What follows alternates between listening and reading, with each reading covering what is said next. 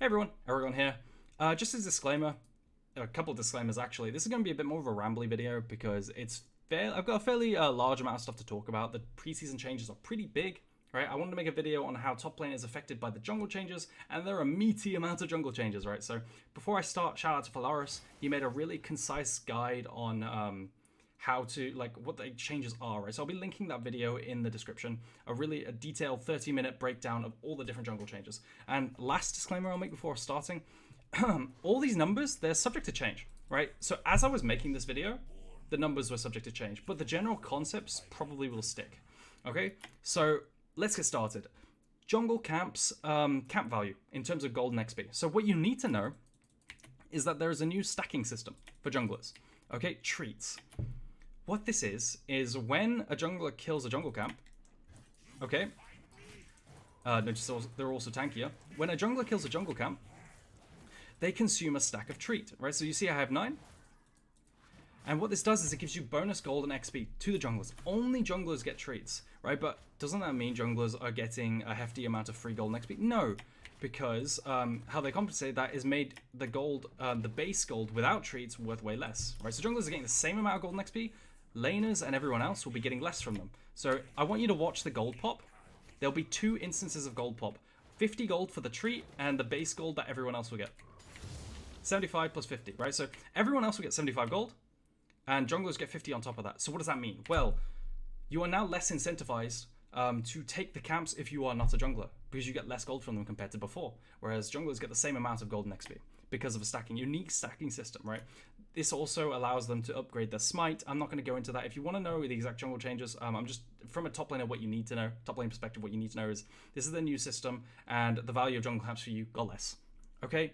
What does this also imply? Well, the value of counter jungling the enemy camps to deny treats, as well as using them to eventually upgrade your smite, because if you use a number of them, you upgrade your smite. Counter jungling value went more because then you slow down the smite evolution. Okay. What's next? I've talked about treats. Oh yeah, and just as a little side note, the value keeps going up. Okay, so yesterday I was talking to Phalaris about the value of treats, and then they made it to 50 gold. It used to not be that. It used to be 15 gold. And now they keep increasing and trying to disincentivize laners from taking camps. Okay, next point. Jungle camps offer now less sustain. Okay, but there's a caveat to this. Okay, jungle camps have you get more sustain in the jungle. Junglers get more sustain in the jungle early game, but as the game goes on, the sustain becomes less. Right. So what does this imply? Well, let's talk about it. Right. So I want to show you this now. How's jungle sustain work? Well, you have a pet, okay? Everyone knows about this pet. And for every bit of damage the pet deals, let's see the 25 true damage, you heal for the same amount. The scaling on this is not great, okay? As a side note, smite no longer heals, right? Smite no longer heals, and junglers can't start refill pot anymore. So the pet does a shit ton of healing, I'm gonna be real, right? But it falls off. So junglers more sustain up in the early game, less sustain up as the game goes on. What does that imply as a top laner? Well, you now have more incentive to trade with the enemy junglers when they come. So in the past, in my coaching sessions, I would actively tell people to not trade with the enemy jungler. Okay, I would say, no, off limits, your HP is not worth the same as theirs, because they could trade with you, go even in the trade, and then leave and visit the Pokemon Center 20 meters away, and then come back and they'd be full HP and gank you again, right? And then you'd be sitting there with the lost HP, unable to recover it. So now, their HP is worth more, and they've got to be more careful when it comes to ganks. Their sustain is not unlimited. They basically shuffled jungle power budget around, and they've hit the sustain as the game goes on, which is a really healthy change. It did not make sense that they could heal up to full with a single camp. But what does that mean about Gromp sustain specifically? Gromp was a really big camp for top laners, right? Everyone loved taking Gromp between their waves. Well, it means that not only are they worth less gold and XP, they also give less healing. The Gromp heal is completely gone. But every single camp heals a set amount. They've spread the heals out between all the camps now. So junglers have to clear out more camps to get the same heal. Overall, the healing's the same, but the immediate healing is not there with the potions, with the smite heal, and the specific camp heals, right? They've also gotten rid of the jungle items Omnivamp. So it's all on the wolf. And the innate champion sustain, right? So remember, just to recap, golden XP value down for camps for laners. No sustain for Gromp for laners. So what reasoning do you have to take this? Well, not really much, right? It's worth a lot less. So don't, when you're considering dropping minions for a Gromp, don't, right? You're much less incentivized to do that now. Okay, what's next? I'm getting through this video a lot faster than I expected. Scuttle Crab. Okay, well, important to know here. I'm going to reset the game. There are a lot of different implications to do with Scuttle Crab. How do I reset the game? There we go. Scuttle Crab now spawns at a different time. So I'm going to fast forward the game. Fast forward, fast forward, fast forward. Okay. Let's see. And what's important to note now is that Scuttle Crab actually spawns 15 seconds later. That is huge in terms of wave management, okay? So, you know my, if you're not new around here, my video that did, probably one of the best videos I made was a guide to the first 4 waves. Okay. A lot of that's kind of going to change, and I'm really sad, but it's okay, right? The flow chart changes a bit. Before, what happened was Phylaris put it really concisely, really well. I think the word is succinctly that I'm looking for. It doesn't matter. That a pattern sort of emerged where people would crash the 3rd wave top lane and then move down into Crab if their jungler was bathing topside, right? And Cheetah if not.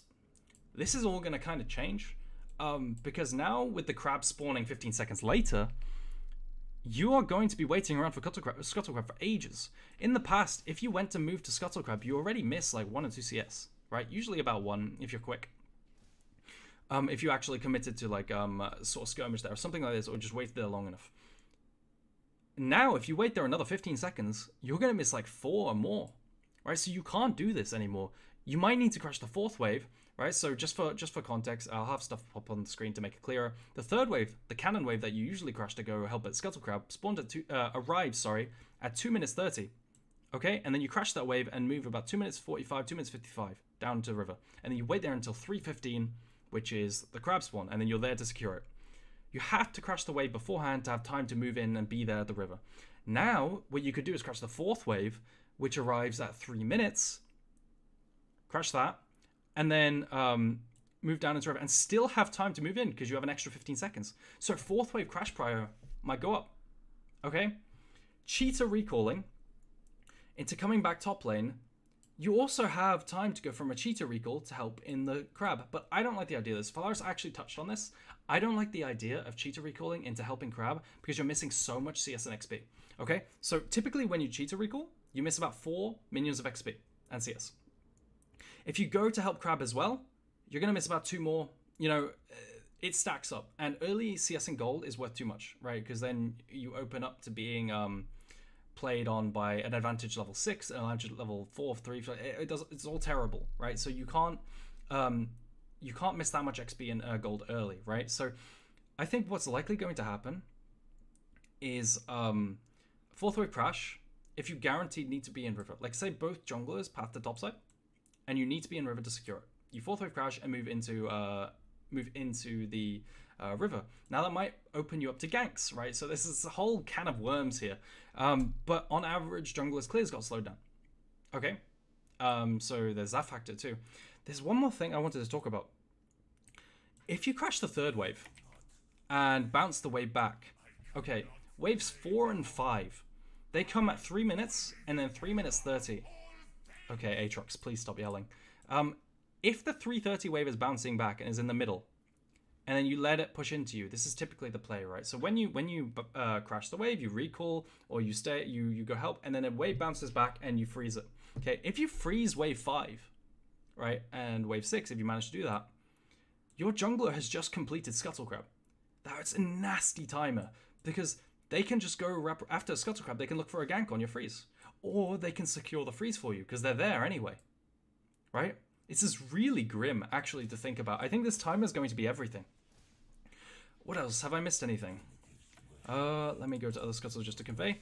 Side small note, little tiny thing. Scuttle no longer has a shield, right? So champions without shield breaking abilities or CC top lane can now take it easier, right? So stuff like your Shyvana, who hated taking crab, Akali, the Akali's still going to hate taking crab.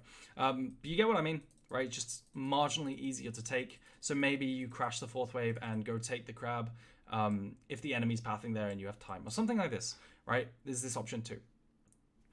So yeah, those are all the implications of early wave management I wanted to talk about. I might have missed something. I probably have missed something, right? This is some of this stuff is really hard to understand and not understand. Think about, right? Like think about sort of thing, concepts, because you need to have games to test stuff out, right? So that's why it's pretty difficult. But I think those are the biggest implications, right?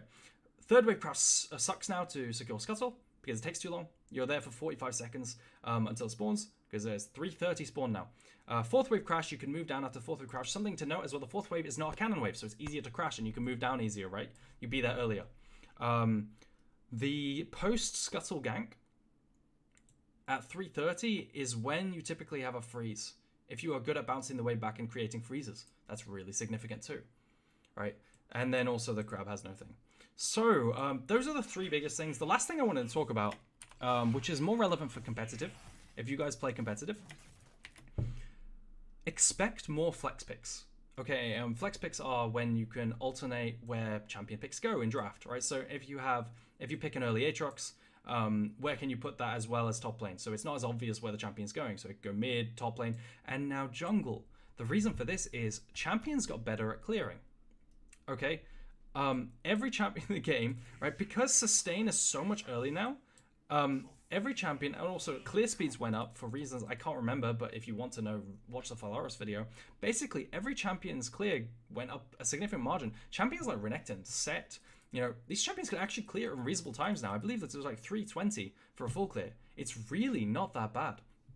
So expect more champions to be flexed into jungle role. Okay, I think that's everything. I know this video was more rambly. I hope you stuck through it. I thought it was really interesting. This is the kind of thing I love, right? Exploring different wave management implications. But yeah, hope that was interesting to you guys. I might update this as it goes, make more videos on how things are shaping up. But yeah, I'll be releasing more videos soon. So thanks for watching, guys. Peace. I almost forgot to thank all my patrons over at patreon.com/Coach Eragon, where I upload all my coaching sessions, etc. You're all wonderful. You kept me fed, and I love you. Thank you very much, guys.